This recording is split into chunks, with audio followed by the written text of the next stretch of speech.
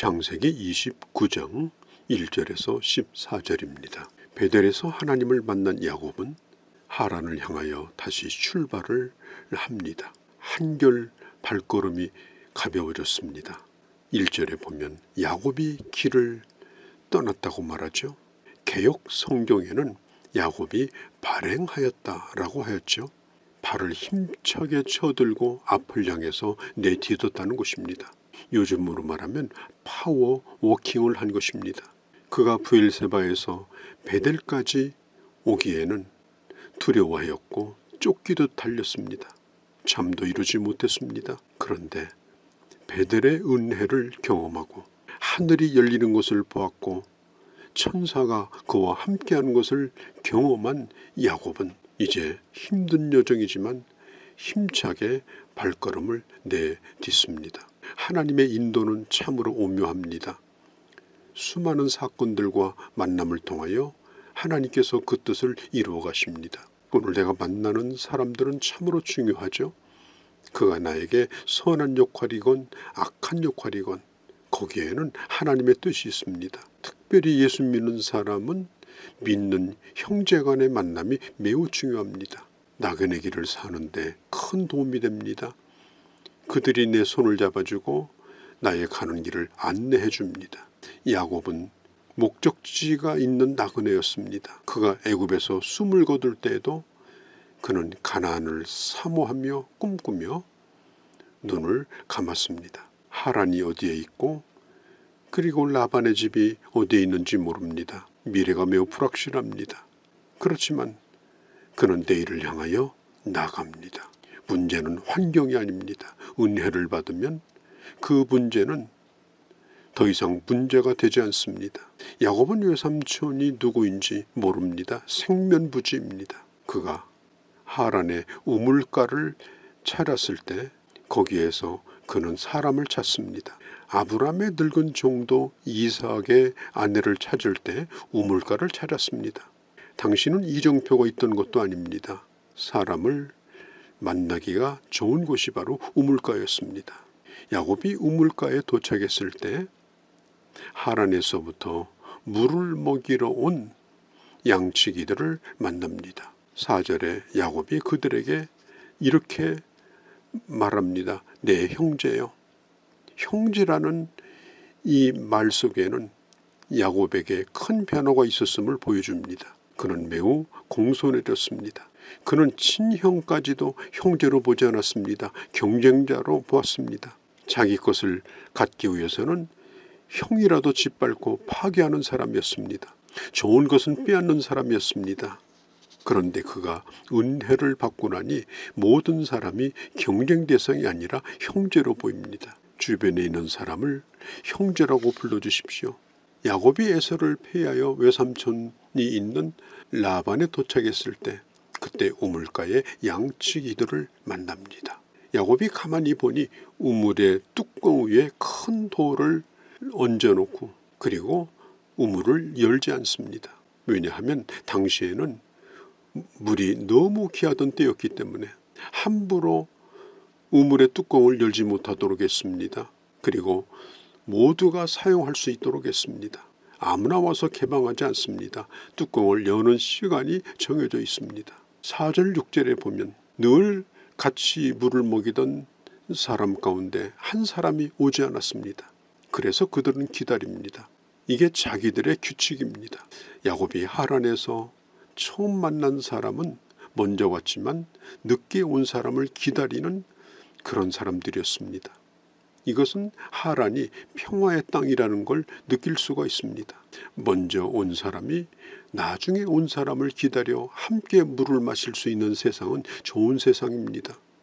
제일 늦게 양을 끌고 온 목자가 신기하게 남자가 아니라 라반의 딸인 라헬이었습니다. 여자가 양떼를 이끌고 다닌다는 거 어려운 일입니다. 한정된 풀밭에서 경쟁을 벌이고 물을 먹이는 일은 힘듭니다. 그런데 왜 그게 가능했을까요? 하란에 있는 남자들이 선착순으로 와서 물을 차지한 것이 아니라 먼저 온 사람들이 약한 사람들, 걸음걸이가 더딘 사람들, 먼 곳에 갔다가 늦게 도착하는 사람들을 기다려 주었기 때문입니다. 이것이 그 사회의 규칙이었습니다. 그래서 약한 여자도 양을 치는 일이 힘들지 않았던 것입니다. 여성은 육체적으로 남자에 비하여 약합니다. 그러나 섬세함과 본능적인 모성과 끈질긴 인내는 남자와 비교가 되지 않을 정도로 월등합니다. 사람들을 대하면서 상대적으로 약한 사람들도 자기 역할을 다할 수 있도록 한다면 여자도 대통령이 될 수가 있습니다. 세상은 줄을 서서 기다리지 않습니다. 먼저 가서 실컷 물을 마시고 돌아갑니다. 뚜껑도 다 열어놓고 갑니다. 예수 그리스도의 마음을 품은 사람은 먼저 물을 먹기 위하여 먼저 가는 것이 아니라 나중에 온 사람들이 물을 잘 먹을 수 있도록 준비하기 위해서 먼저 갑니다. 약한 사람이 천천히 오는 걸 배려합니다. 함께 우물 뚜껑을 열고 마시고자 합니다. 이런 교회가 되기를 바라고 이런 세상이 되기를 바랍니다. 마지막 남은 사람이 불을 끄고 그리고 문을 닫고 마지막 정리할 때 그 이튿날 처음 그곳에 온 사람들이 지장이 없도록 다 준비를 끝내놓고 그곳을 떠나갑니다. 예배도 마찬가지입니다. 왜 먼저 옵니까? 다른 사람이 은혜로운 예배를 드릴 수 있도록 문을 여는 사람, 불을 켜는 사람, 아이들을 돌보는 사람, 게시판에 게시물을 붙이는 사람, 또 성가 찬양하는 사람, 강단을 정리하는 사람, 하나님 앞에 드리는 예배가 방해받지 않도록 충분히 준비하고 그렇게 하기 위해서 먼저 나오는 그런 사람들이 많은 교회가 아름다운 교회고 좋은 교회입니다. 만일 이런 경험이 없다면 여러분 좀 회개하셔야 됩니다. 그리고 교회도 그런 일찍 찾아와 다른 사람을 배려하는 성도들이 많아지기를 바랍니다. 그리고 나서도 시간이 남으면 예배를 기다리며 하나님의 교회에 모여서 기도하는 그런 교회가 되기를 바랍니다.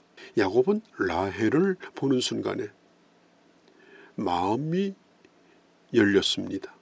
라헬과 함께 있고 싶었습니다. 좋아하는 마음이 생겼습니다. 그래서 7절에 보면 야곱이 목자들에게 말합니다. 아니 지금 해가 중천인데 양에게 풀을 뜯기라고 해야지. 벌써 우물가로 와서 일을 끝내면 어떻게 하냐. 사실 야곱은 라헬과 단둘이 있고 싶은 그런 마음이 있었던 것입니다. 그러나 목자들은 움직이지 않았습니다. 우리가 8절에 보니까 그리하지 못하겠노라. 목자들이 우물 아기에서 돌을 옮겨야 우리가 양에게 물을 먹이느니라. 그것이 그곳의 규칙이었습니다. 야곱은 자신의 의도대로 일이 돌아가지 않으니까 새로운 방법을 떠올립니다. 그게 뭐냐면은 9절에 라헬이 양을 몰고 오는 것을 보고 야곱이 적극적으로 행동합니다. 혼자서 그 무거운 돌뚜껑을 번쩍 들어서 열어놓습니다. 그리고 라반의 양떼에 물을 먹이고 라헬에게 입을 맞추고 그러자 라헬은 놀라서 뒤로 물러납니다. 그리고 이번에는 야곱이 그 자리에 주저앉아 소리를 내어옵니다. 도무지 라헬은 정신을 차릴 수가 없었습니다. 정체를 모르는 이 남자가 왜 이렇게 울고 있는가? 라헬의 모성을 강력하게 자극합니다. 야곱이 울었다는 것은 인사 이상의 것이었습니다. 29장 전반의 주제는 간단합니다. 야곱이 라헬을 만났다. 이렇게 정리할 수가 있습니다. 새로운 가족관계가 생기고 새로운 일을 하게 되는 것입니다. 성도 여러분, 우리가 오늘 누구를 만나든지 또 어떤 환경에 있든지 그 모든 것들을 통해서 하나님께서는 하나님의 뜻을 이루어 가십니다. 지혜롭게 하나님을 사랑하고 사람을 사랑하는 마음으로 오늘 이 하루도 주의 사람으로 살아가는 귀한 한날이 되어주시기를 바랍니다. 거룩하신 아버지, 야곱을 인도하시고 그리고 라헬을 만나게 하시고 라반에게 인도하신 하나님, 그와 같이 오늘 우리의 발걸음도 주께서 인도하여 주시는 줄을 믿습니다. 우리가 나그네 길을 가지만 목적이 없는 방황하는 자가 아니라 하나님의 주권을 믿고 한 걸음 한 걸음 주님의 인도 가운데 살아가는 저희가 되게 하여 주시옵소서. 우리 주 예수님의 이름으로 기도하옵나이다. 아멘.